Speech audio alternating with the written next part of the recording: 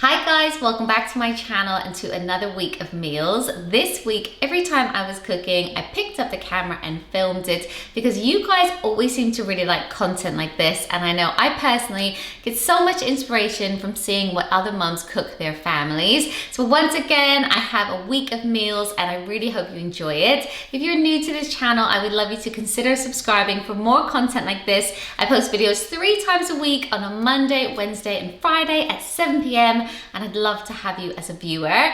But with all that said, let's get into our week of dinners. So first off, we're having a honey mustard chicken and we're serving it with mash and braised veggies. And this is one of Matt's favorite dinners and he's actually making it tonight, so that's even better. But first off, you just want to prep the veggies. So we're cutting up some radishes. We're also cutting up a whole leek and some carrots as well. And with the radishes, we just tend to trim them and then cut them into quarters.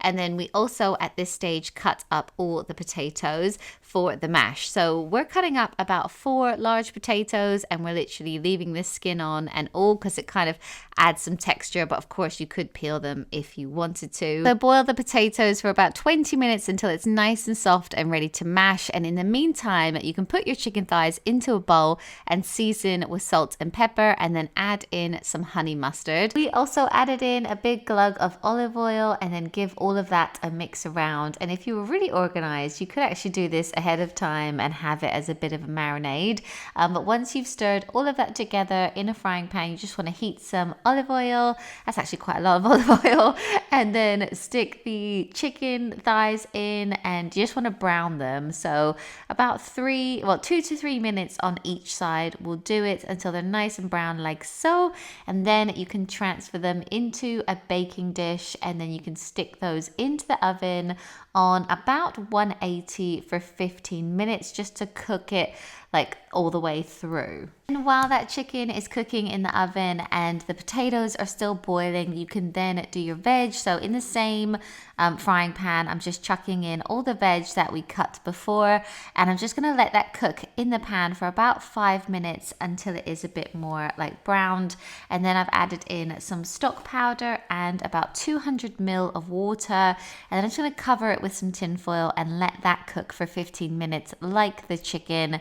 Then the potatoes are ready. So again, he did more seasoning, bit of butter. He's just gonna mash it up with a potato masher. Yeah, that is pretty much it. Everything is ready. The only other thing that Matt does is add about a teaspoon of the honey mustard to the vegetables themselves. And as you can see, the liquid has really reduced because it's been cooking away for 15 minutes. But braising the vegetables like this makes them taste like really nice and sweet. But now all I have to do is plate it all up for us and the boys, and for the little ones, I will like cut all the chicken up, give them a bit less veg, and obviously they'll like the mash. And next up, we had a pan-fried chicken with sweet potato mash and broccoli, and Matt and I have a really nice peppercorn sauce on the chicken as well, but the kids don't always have it because they think it's a bit spicy. And if you're a veggie, don't worry, I have a few really nice veggie meals coming up in this video. But first off, I'm just gonna peel and cut up 2 giant sweet potatoes. That is more than enough sweet potato mash for our family of 5. And sweet potato is a superfood. There are so many good benefits to having it. My boys loved it when they were being weaned as babies, and you're pretty much just going to make it like you would normal mash. So I'm just going to boil that. I'm also going to prep the broccoli. Broccoli is probably my favorite veg. The boys will eat it. It can be a struggle, but I just keep thinking, oh, I just need to like keep offering it to them as much as possible. Then for the chicken, I'm just going to prep it. So I put it between 2 pieces of cling film and just whack it with a mallet. You also want to put on the broccoli to boil, or you could steam it as well. And I also boiled the sweet potato for about 20 minutes until it was ready to be mashed. And for the chicken, you just want to pan fry it for about 7 minutes on each side. I did season it as well. And then for the sauce, it's so simple and it's so delicious. I just put about 150 ml of water with a beef stock cube, mix all of that up together and then put it into the frying pan once the chicken is out, and then like cook it for a bit with loads of pepper, or you can even crush up peppercorns, and then then you add some sour cream in, and it's like the nicest, creamiest peppercorn sauce. And then for the pan fried chicken, I just like cut it up into strips. It looks really nice, and the sauce like gets into all of the corners. And yeah, it's a simple dinner, but it's really delicious, and it's obviously really healthy because of the sweet potato and the broccoli and the chicken. So yeah, it's a really good one. And as I said, the boys aren't crazy about the sauce, but they like just chicken on its own. And next up, I wanted to show you my favorite tuna pasta. Now this dish can be quite salty and a little bit spicy, but Matt and I love it so much. So when we do make this, we normally make the kids something like quesadillas or pizza, but this takes 10 minutes to make and it's so simple. So I've put some pasta on to boil. We're having brown pasta, and then in a frying pan, I've added loads of garlic paste, about 4 anchovies, which actually cook down so you can't even really tell they're in there. I put olive oil and a big teaspoon of crushed chilies, and you kind of let that cook down into a bit of a paste. And in a separate frying pan, I'm just cooking some capers. You just want to heat them up until they kind of pop, and then add them to the frying pan with 2 tins of drained tuna and a bunch of green olives, which we actually cut up because we like it in every bite. And that is literally it. It's that simple. There's not like loads of sauce, but you kind of don't need it. It's so Moorish. And then we serve it with a big lemon on the side, so you can squeeze that in as well.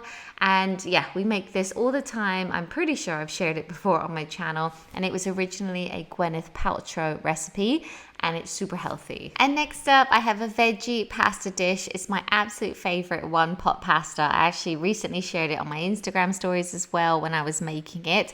It's super simple because everything just gets chucked into one pot, and it's really delicious. I originally saw this recipe in a women's health magazine, but I have adapted it and just added a couple of things to it as well. So first off, you want to chop up 3 peppers. I'm doing 2 red and 1 yellow.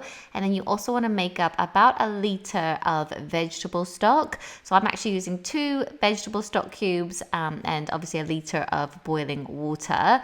Then I'm also finely chopping up an onion.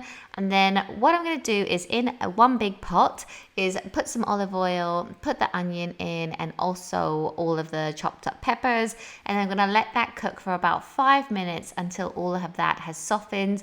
Then I'm adding in a tablespoon of tomato puree, again about a garlic clove or some garlic puree, and then all of that stock. And then I'm adding in like 500 grams of cherry tomatoes, and then 350 grams of pasta. We're using brown pasta. And then you basically just let that cook. If there's not enough liquid to cover the pasta, add a little bit more.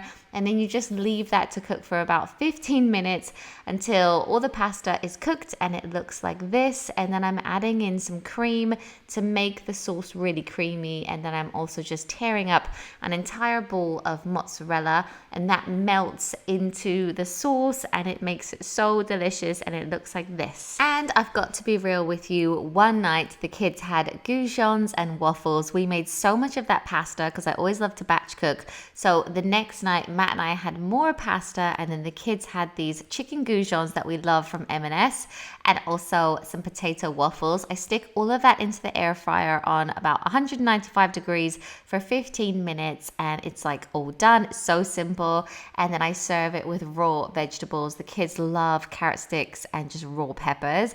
And that is what we do when the boys have gymnastics and football, because it's always a rush.